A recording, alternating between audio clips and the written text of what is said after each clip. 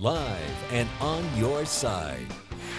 This is KTBS 3 9 o'clock news hour on KPXJ CW21. At 9, pro basketball in Shreveport, efforts to land a team has critics calling a foul. Accusations of mismanaging taxpayer money. And federal money is coming in an effort to make Shreveport Regional Airport bigger and better. And a washed-out tropical storm could have dropped rain on the Arklatex. Storm Team 3 with the complete forecast tonight. Good evening, everyone, and thanks for joining us tonight. I'm John Dupree. Thanks for being with us tonight. Millions of dollars in revenue, hundreds of jobs, and a safe and friendly place to take the entire family. That's the hope for a new sports and recreation complex announced today at Shreveport City Council. But with expectations high and a price tag even higher, some are saying the city should focus on other ways to improve the downtown area. Nate at that meeting this evening, and he has more on this major proposal, Nate, a lot bigger than originally anticipated. Yeah, John, you're exactly right. It certainly was. Well, first, let's get to an update right now from our earlier report where Shreveport City Council has officially given the green light on this major proposal to not only construct what city officials will hope to be the future of an NBA G League team, but also a shopping and recreation area for everyone in the Shreveport area. Take a look. With the promise of millions of dollars in revenue and hundreds of jobs, this ambitious plan was unveiled today at Shreveport City Council. With 3,000 seats and over 68,000 square feet, the city is hoping this proposal and this arena will push Shreveport into the top spot for the New Orleans Pelicans G League team. Today, Mayor Ollie Tyler said the city would be responsible for up to $30 million they've already acquired in bonds, while $100 million would come from private investors and Corporate Realty Group from Birmingham, Alabama. But not everyone today was on board with this idea. We don't need another sports team here, and here's why. We've had sports teams here in the past, they don't last. What the money needs to be concentrated on is making something more effective for our city. We had the opportunity to have a shining shopping center right down here on the exact same location. And if you look, it's across the river, not here. He's not alone in the opposition. Two councilmen also opposed the measure, but it did pass 5-2. Councilman Johnson said the city needs to use more of this funding for more programs geared toward fighting the increasing poverty levels in the city. Others say it would create jobs from this project. It would hopefully do just that. Now, John, back to that G League team. It's not a lock just yet. Now, Of course, the Pelicans organization, they still have to choose between Shreveport and Pensacola, Florida. So hopefully this proposition and this deal will go towards locking that team down for the city. Tough situation if you're a city leader. You have to act as though the team is coming, even though you don't know whether the Pelicans organization is going to establish a new G League team right here in Shreveport. Right. It's tough. That's right. They're Millions of dollars at stake. Trying to get out ahead of it right now and get that funding lined up. Yes, indeed they are, and they're facing criticism as they do it. Thanks for that report, Nate. City officials here say they want to see things tip off in this arena in November of 2019. The issue expected to be addressed in 2 weeks. Well, we have a couple of weather makers that are coming to the Arklatex. First, a cold front, which will move into the area slowly tomorrow. That'll give us an increased chance of showers and storms. Currently, it's across central Oklahoma. And out in the tropics, the remnants of once was Tropical Storm Harvey, well, back over some open waters in the southern Gulf of Mexico. And that storm system there could provide some big rains across parts of our region, especially down across Texas. It could re-intensify into a tropical storm, possibly a hurricane too. We have to keep an eye on that. Rain amounts through the weekend could get up there a couple inches, if not better. Still some uncertainty in that forecast, but we'll kind of work out the details here in just a few minutes in the 7-day outlook. So stay tuned. Looking forward to that full forecast. Thanks a lot, Joe. Okay. All right, some big money could be headed to the Shreveport Airport Authority, the U.S. Transportation Department, handing over 2 grants totaling $775,000. Now, $520,000 will be used to build an 800-foot runway extension at Shreveport Regional Airport. The rest of the money will be used to update the existing airport master plan to accommodate current and future needs right there at the airport. Congressman Mike Johnson says the grants will improve Northwest Louisiana's economy. Our business climate is one that we're trying to make more favorable every day for investment and new job growth and more opportunity for more people. And having an accessible airport with greater potential, bigger flights and more people coming in and out is always going to be good for the economy and the local community. The airport also celebrated the first day of direct flights to Charlotte, North Carolina, welcoming the first 35 passengers to fly from Charlotte to Shreveport. American Airlines is offering 2 daily nonstop flights to Charlotte. The Regional Air Service Alliance says they'll bring Shreveport $8 million in revenue each year. It's nice to come straight back to Shreveport rather than going through Dallas. Other places you can fly directly out of Shreveport are Las Vegas, Dallas, Houston, Denver, Orlando, and Atlanta. Well, here's a headline sure to grab your attention. Positive news from state leaders. That's the story today at the 2017 Northwest Louisiana Legislative Summit. State and local leaders gathering to announce progress made in solving Louisiana's ongoing budget crisis. Senate President John Alario gave a preview of what we can expect this upcoming session. A temporary revenue source, he cites, will be used to balance the budget. The TOPS program for Louisiana's college and university students will be fully funded after all. Alario adds that for the first time in 10 years, higher education was spared any budget cuts. It was a giant step compared to where we were before. Because of that, they didn't have to raise tuition or as high as they needed. They might have had they not to. So it kind of kept a tax down on the children who are going to the universities by not having to, by making sure they had adequate funds. Alario, along with other state leaders, will continue their tour of Shreveport until tomorrow. An increase in students means the need for another new school building in Bossier. There was a good turnout at the groundbreaking of Benton High School's new campus. The school put on a show, all to signal a new beginning. The new school will be remodeled after Parkway High School's campus. With some adjustments, it'll be able to fit 1,450 students and will have the potential to hold more with the additional wing. Today, more than 1,100 students attend Benton High School, and we have simply outgrown the space, which brings us to why we are here today. It's phenomenal. You know, you see we had a great turnout here at the groundbreaking, and our whole community is totally behind this new school. We're gonna have a lot of kids come up. You know, school's getting bigger, a lot of kids more coming in, more neighborhoods, so we need a bigger school. A lot of excitement. The new Benton High School will cost about $47 million to build. It's scheduled to open by the fall of 2019. Still ahead in your KTBS 3 9 o'clock news hour. A young boy dead in a boating accident, and now criminal charges against the pilot of the boat. And another boy gets a police escort and a tribute in blue on his first day of school. Your news state by state when we come back. He said, okay, I'm going to send you $2,200. The check shows up at $6,847. I knew immediately it was a scam. A con artist hopes to find a victim in the Arklatex. 3 investigates, exposes the scam, and shows you how to protect yourself. Wednesday at 10. Checking news state by state tonight. A young boy dies in a fatal accident. DUI charges. All this on the water. Louisiana authorities say a man has been arrested on drunk driving and other related charges after the 8-year-old Texas boy died in that boating accident. The Department of Wildlife and Fisheries says 8-year-old Damian Haynes of Vidor, Texas, and 2 other boys were riding in an inner tube behind a boat Sunday, piloted by this man, 35-year-old Eddie Dunwoody, when the boat turned and the tube hit the bank of the lake, throwing them out. Dunwoody is now in jail.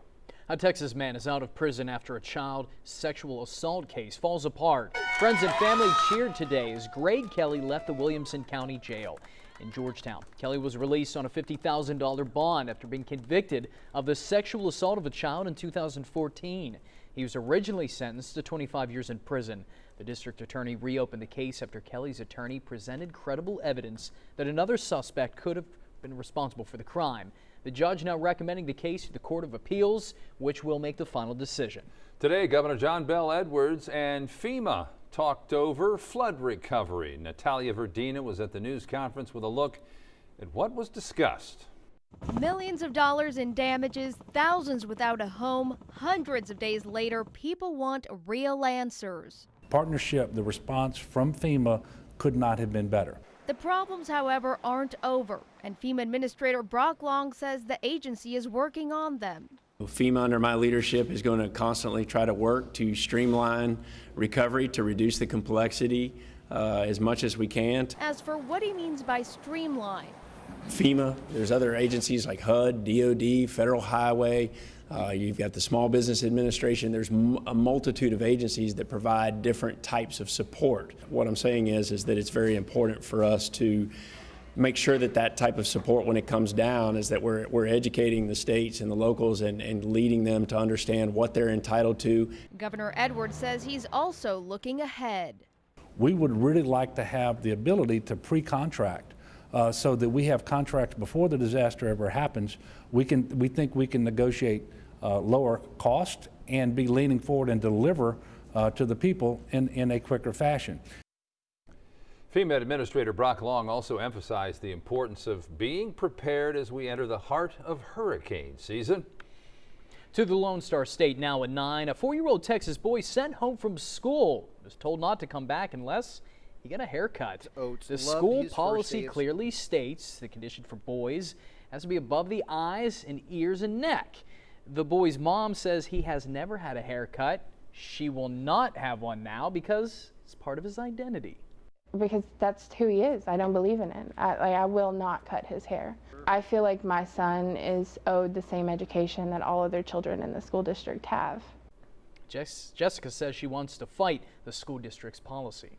It was an unforgettable first day of kindergarten for a young Texas boy whose police officer father was killed in the line of duty 6 years ago. Since his dad couldn't be there, dozens of officers from across the state turned out to escort the boy to school. Mounted patrol, even a helicopter flyover, all part of the procession. Before it all went down, Kevin's mom said she wasn't exactly sure how many officers might show up. I texted Todd and Dawn and told them I wanted to have a few officers walk Kevin to school. And then it went viral, and we'll see what today brings. We come together in times of need for our fellow brothers and sisters in blue. And we appreciate all the support that we're getting from everyone in the community. Mother Alicia Will, that is, was 7 months pregnant with Kevin Jr. when her husband, Houston police officer Kevin Will, was hit and killed by a drunk driver. Great outpouring of support. Wasn't it though? Yeah. Coming your way next at 9, a check on your world headlines. That's right. World headlines coming up. Hugs from a Muslim. Why hundreds lined up at the scene of last week's terror attack in Barcelona. And thanks from leaders in Afghanistan. More on a troop buildup. U.S. troops next. Now, KTBS 3 News continues.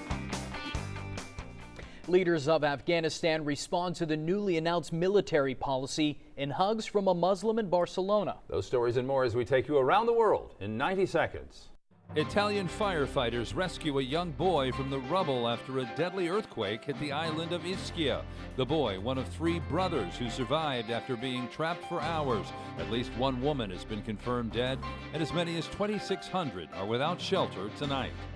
Fire tore through a neighborhood in the Russian city of Rostov-na-Donu, leaving at least 1 person dead and dozens more injured. The fire broke out yesterday and was extinguished early today.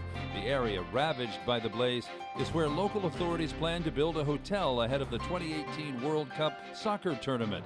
The organization Open Russia has been quoting residents as saying representatives of the developers have offered them compensation to leave and have even threatened to burn their homes if they reject the offers.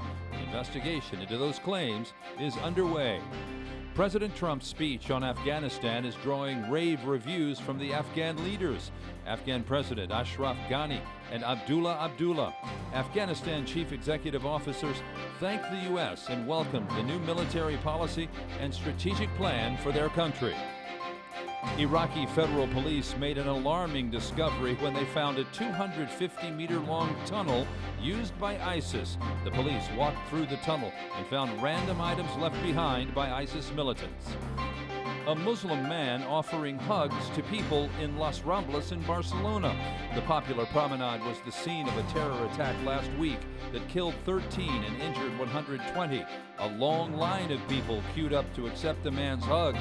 He put up a sign that read, "I am a Muslim. I am not a terrorist. I share hugs of love and peace." That's a look at news around the world in 90 seconds. All right, a small storm fizzles out in the Gulf, but we may soon feel the after effect, folks. KTBS 3 Chief Meteorologist Joe Haynes will show us what the chances may be for rain this week in your neighborhood when we come back. Now with Mega 3 and your Storm Team forecast. Here's meteorologist Joe Haynes in the Storm Team 3 Weather Lab.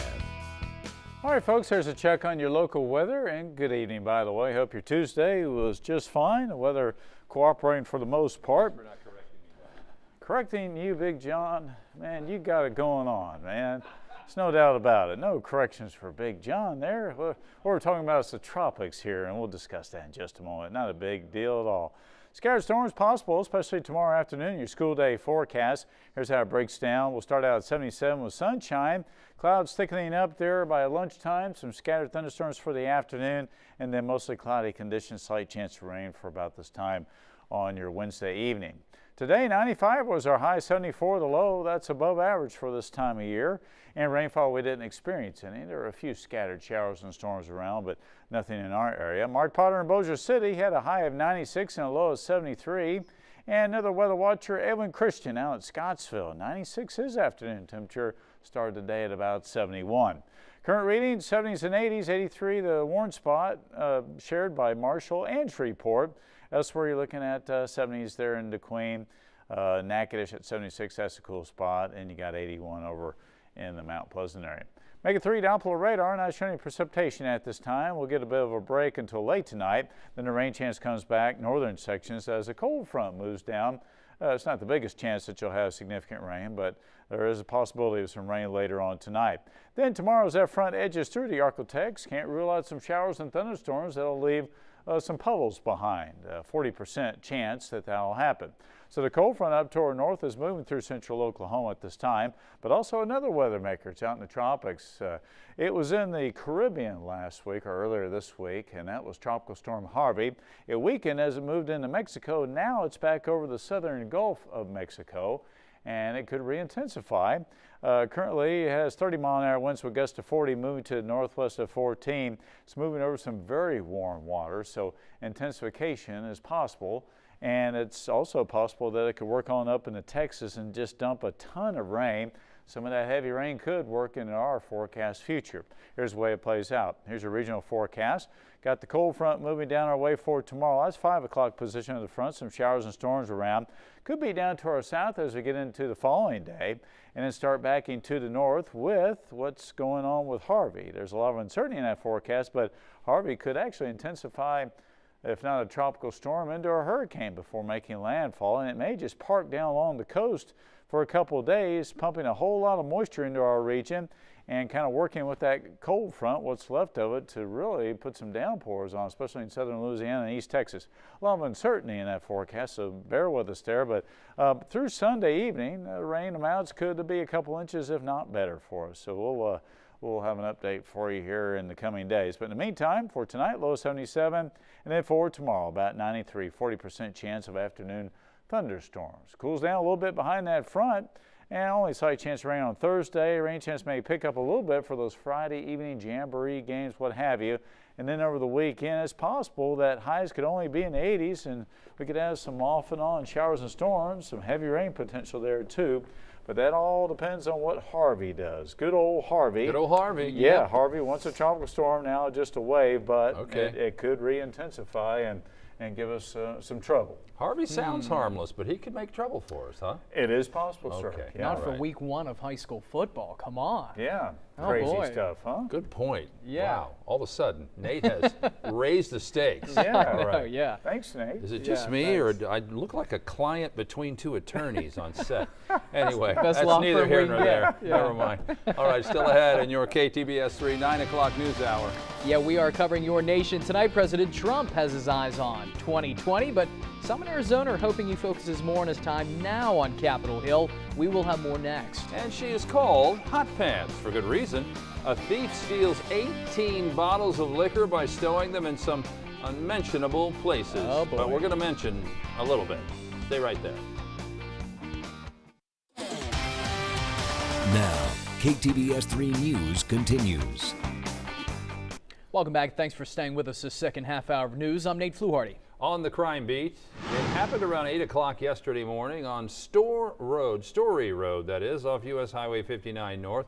The sheriff's office says it involved 2 women who used to operate an animal rescue shelter together.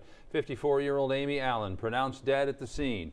There is no word tonight on exactly how she was killed. Her body sent to Dallas for an autopsy. Her neighbor, 35-year-old Amber Long, now charged with murder in her death. A deadly domestic shooting suspect who was on the run in Ruston has been caught. Police had been looking for 38-year-old Frank Stringfellow for shooting that left one person dead and 2 others, including a 1-year-old wounded. It happened around 1:15 this morning at a home on Cotton Avenue.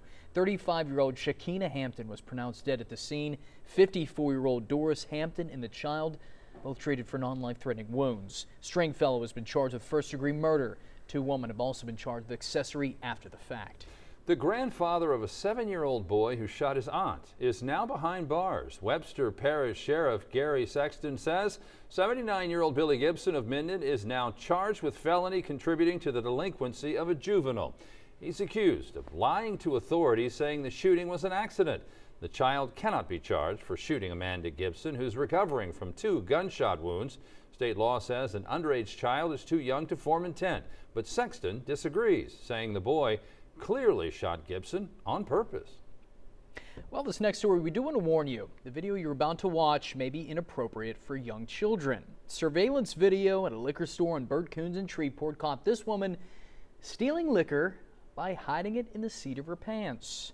Watch her stow the several bottles inside her bra, and she was even caught on tape packing her purse with stolen bottles of liquor. Police say she got away with 18 bottles in all and paid for 1. Several others are believed to be involved, and she's wanted for questioning in connection with this event. If you can help identify this woman, call Crime Stoppers. They'll pay up to $300, and it's completely anonymous. Missouri Governor Eric Greitens has issued a stay of execution for death row inmate Marcellus Williams. The governor ordered the stay in light of new DNA evidence that the defense says exonerates Williams. A 5-member board of inquiry that includes retired state judges will now look at the new evidence. Williams' legal team had previously appealed to the U.S. Supreme Court to stay the execution.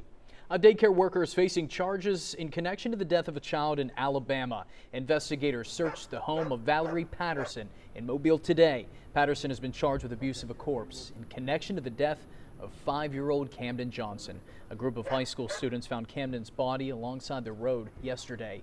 Police say Patterson was driving a van for community daycare. The van was supposed to take Camden to school, but he was never dropped off. They believe Patterson is the last person to see the child alive. This could mean additional charges for Patterson.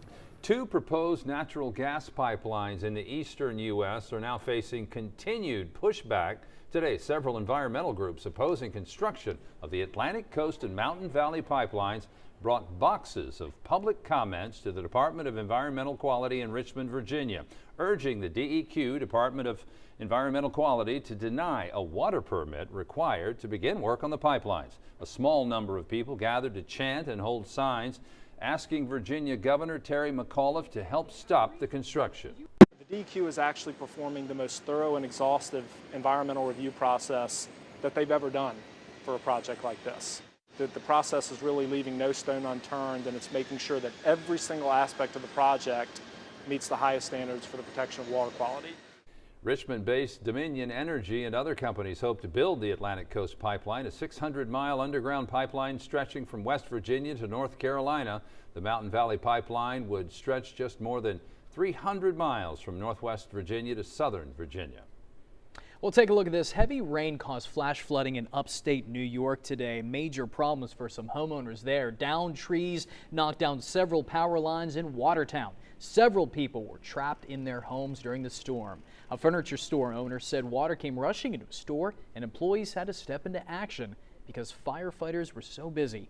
He says they saved nearly $1 million worth of merchandise. It actually rains a lot over Arsenal Street Bridge, so the water travels right down the railroad tracks and comes out down near our warehouse. It was such a flash flood that the water came right down the road and right into our loading dock. The cleanup here continues. In the meantime, good news, no injuries were reported.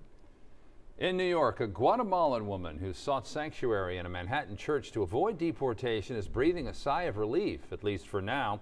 Amanda Morales, a mother of 3, granted a 90-day stay after local leaders wrote letters to the authorities asking to review her case. Morales was reportedly on final notice for deportation back in 2012 during a car accident in which she was traveling as a passenger. She was scheduled to leave the U.S. August 17th.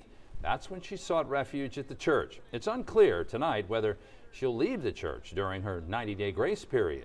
To Arizona, President Trump focused on 2020. He traveled from Washington to Arizona, a state where he won the 2017 presidential election. 2017, excuse me, went against Hillary Clinton. But yet today, the president is facing crowds that are divided about how they view his time in office. Karen Kaifa is in Phoenix with more on the drama leading up to tonight's rally. President Trump hit the road Tuesday. First stop, Yuma, Arizona, for a tour of a U.S. Customs and Border Protection facility and a meet and greet with Marines stationed there, before heading to Phoenix for a campaign rally where some of the president's supporters waited for hours in more than 100-degree heat. But many have been bracing for the president's visit, including the Democratic mayor of Phoenix. This is not the right time for this type of a rally. All because 1 week ago, President Trump said this about the white nationalist violence in Charlottesville, Virginia. You look at both sides. I think there's blame on both sides. Trump has also traded criticism with Arizona's Republican senators, John McCain and Jeff Flake. Some pundits wonder if the president will endorse a 2018 challenger to Flake at the rally. The administration hopes the president's visit will show his hardline immigration stance works. What the American people are going to hear tonight is a president who's completely focused on an agenda to move this country forward. A president ready to rally a community despite their divide over whether he should be there at all. In Phoenix, Arizona, I'm Karen Kaifa. Coming up in tonight's Health Watch 3 reports, we're going to tell you some ways to get outside and be active and how it could help with you and the kids. All right, your 9 o'clock news hour continues right after the break. Now, with the latest developments in the world of medicine, this is Health Watch 3. An Ohio community will soon say a final goodbye to someone very special. 13-year-old Peyton West, who received a heart transplant just months ago. He died suddenly last week as he arrived for his first day of school. Funeral services will be held Wednesday, but his short life will have a lasting impact on all those who knew him. And he was such a big part of this community, and we were all pulling for him. Thank you, for praying and being there for Peyton and our family. 5 months ago, friends of Peyton West and his family stood on this football field to pray as the 13-year-old received a new heart. Tonight, they returned to this field to pray for his family after Peyton died suddenly. We don't know why. We don't understand it, but we know God has a purpose. And Peyton touched so many lives in just a short time here. Corey West took this photo of Peyton right before he left for school this morning. Corey says when Peyton arrived at school with his brother, he said something just didn't feel right. When he got out of his brother's car, he collapsed. He went to bed, no problems. Woke up, no problems, being his goofy self. Corey says Peyton wasn't showing any signs of rejection. We checked in with him and his family over Memorial Day weekend when the family of his donor, Derek Cisneros, traveled here from Iowa to meet him. Thank them, and we feel bad for them for losing Derek.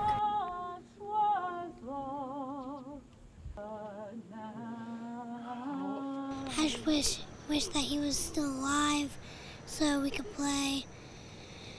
And I don't know if I can sleep by myself. Did you guys share a room? Yeah. It's pretty scary when you don't sleep by yourself sometimes when you're a kid.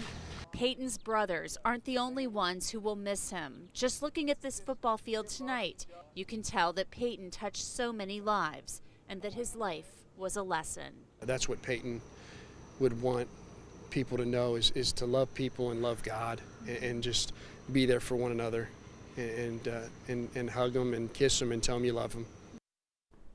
A short life, John, but a lasting impression there. Peyton's obituary says memorial donations can be made to the Heart Institute at Cincinnati Children's Hospital. There's the class president and homecoming king and everything else wrapped into one right there. Yes, sir. Wow, what a story. All right, thanks, Nate.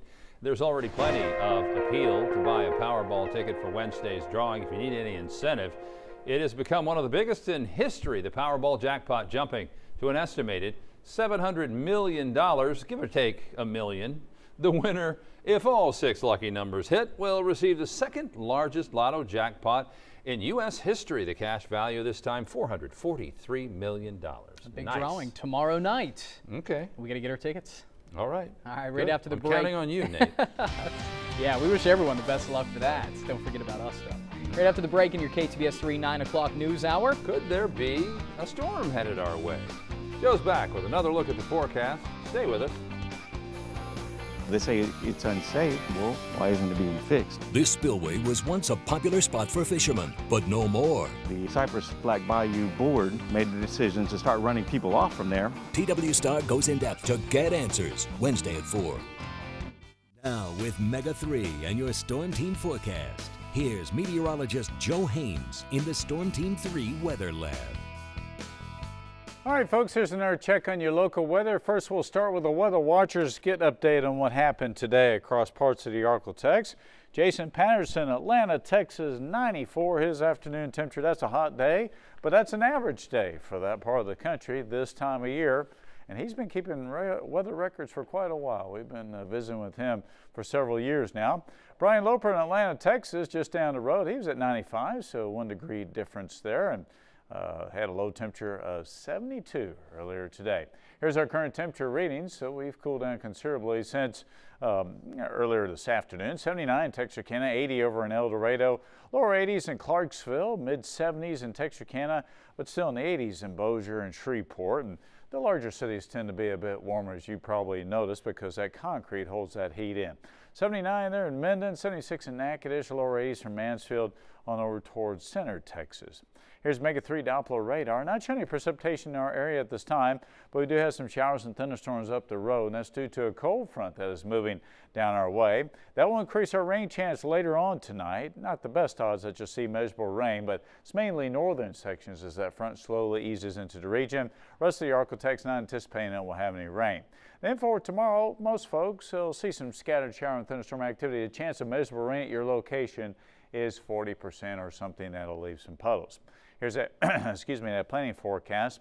Start out in the upper 70s at 70, excuse me, will be in the lower 80s by 9 a.m., the mid 80s at lunchtime, and the rain chance picking up in earnest for the afternoon. It's not the best odds you'll see measurable rain, but still the afternoon would probably be the time that you would see if it's going to happen. You're going to have some rain. Showers and storms, as you can see, up to the north and west of us. Part of that cold front working down toward the Arklatex. Behind it, 79 in Tulsa, and it, you know, some nights you just can't get that throat to clear. All right, let's check out your forecast here. Tell me the wrap here. All right, 77 to 93, 40% odds of rain on Wednesday, slight chance on Thursday, and then a tropical system may join up with this front, giving us a better chance of rain and a little bit cooler weather for the weekend with highs in the 80s. 50% odds of rain. All right. I'll Good. just let you have that one. Go get a drink of water. Good thing we didn't ask you to sing tonight's forecast. Oh, I can't do that, sir. All right, Joe. Yeah. All right, Thank thanks, you. Hang Joe. in there, buddy. Will do. All right. Coming your way in the next few minutes. Yeah, one kid gets to ride with the Terminator. Arnold, that is. He makes this youngster's dream come true by letting him ride in his personal tank. We'll be right back. Now, KTBS 3 News continues. Arnold Schwarzenegger, Arnold, makes the news tonight, huh? Where's he been all this time? Actually, he owns the tank he once drove in the Austrian army. This is pretty cool. Now he's taking it for a spin with a very special co-pilot. It's a mighty military tank. And look who's in command, Arnold Schwarzenegger, the Terminator himself. And there's a kid in the tank with him. He's 15-year-old Logan Decker, and this is a dream come true for this Schwarzenegger superfan. So how did a kid get to drive a tank with his idol? It's all thanks to the Make-A-Wish Foundation, which grants wishes to children with serious illnesses. Logan suffers from cystic fibrosis, a disease that damages the lungs and digestive system. His mom was thrilled to see her son forget about his troubles. The day started off with Logan being driven to a secret location and meeting Schwarzenegger for the first time. Good to see you. I need a hug. Yeah. It's here that the former governor of California keeps his personal collection of military vehicles. So you ready for a little tank drive? Yeah. Or you're first ready for military vehicle drive? For Hummer drive, what are you ready for? Logan chooses the tank. Good decision. Now this is the tank that I drove when I was 18 years old in the Austrian army. I was a tank driver. a quick tutorial on how to get into the tank, and the two are off on an amazing adventure. Schwarzenegger shows Logan how to operate the giant war machine. There they go, and when it's over, Logan is breathless. Yeah, what did you enjoy the most about it? You driving it was pretty awesome. Before the two went their separate ways, Arnold had some important advice for Logan. Everything is possible if you believe it. Remember that. But it was Logan who had the final word with the Terminator. I'll be back. That is so That's cool. freaking awesome. You can watch Inside Edition great. weekdays at 4 right here on KTBS 3. I would have gone with the tank too. That would have been my first choice. Good call, Logan. Yeah. Don't go anywhere. When we come back, the Tigers have officially named a starting QB. Yeah, but who will be tossing all those Tiger TDs? We're going to get a preview when we come back. Stick around. You're watching KTBS 3, 9 o'clock news hour on KPXG CW21.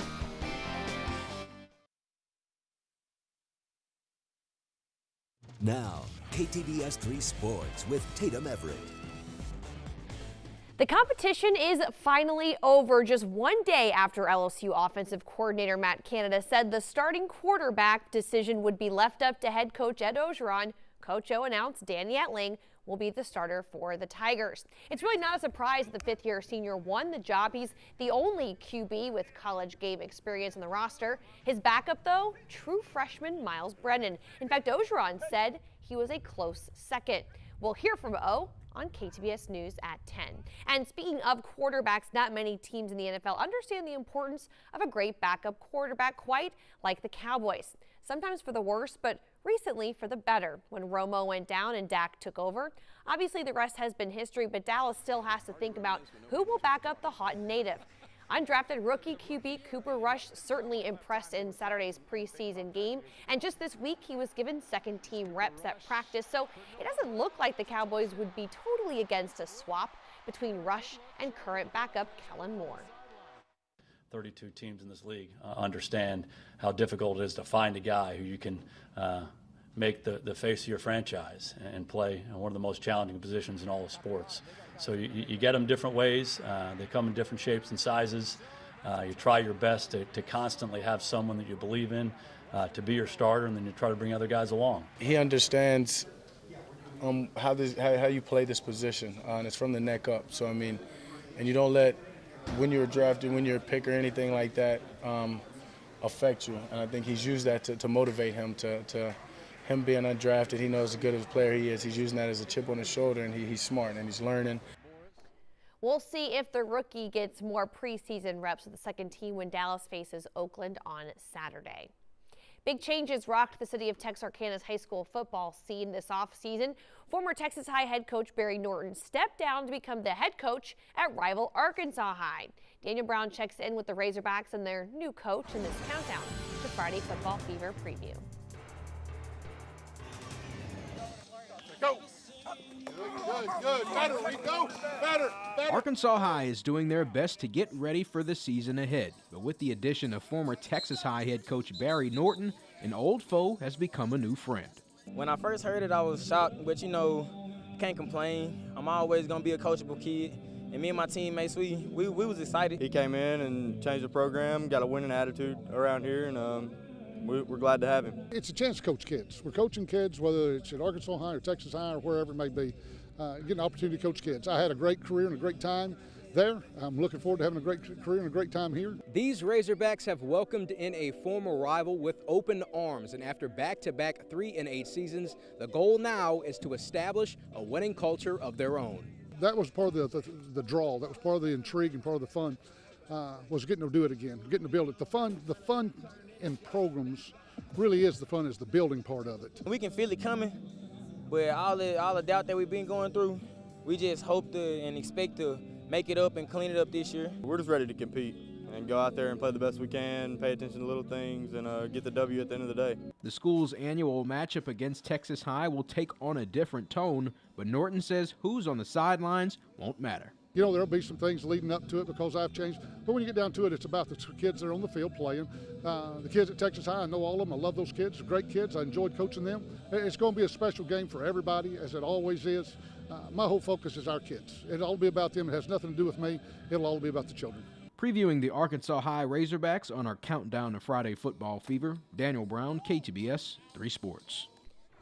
Thank you, Daniel. And over on KTBS News at 10 o'clock, we'll check in with Texas High and see how the Tigers are making the transition as they gear up for that big season opener against the Razorbacks. You can find every one of our high school previews under the Friday Football Fever tab on KTBS.com. Of course, don't forget, we kick off the show right here on KPXJ this Friday at 10:35 because we have jamborees and scrimmages. Plus, we'll preview some more of the season. Again, just 4 days away from our first ever Friday Football Fever show.